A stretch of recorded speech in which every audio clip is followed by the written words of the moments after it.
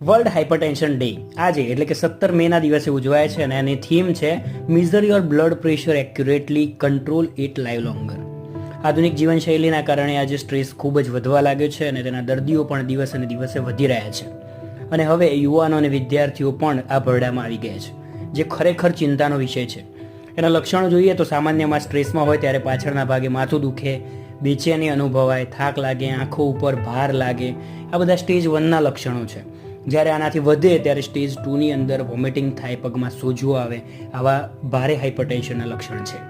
ઘરમાં પ્રમાણિત BP machine હોય તો તેનું રેકોર્ડિંગ 135-85 ઉપર હોય તો હાઈ બ્લડ પ્રેશર કહેવાય અને ઓફિસમાં 149ને કટ ઓફ ગણવામાં આવે છે.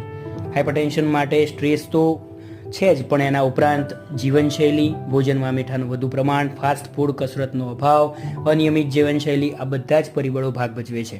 આવા ડેલી કરંટ અફેર્સ માટે ચેનલને લાઇક કરો.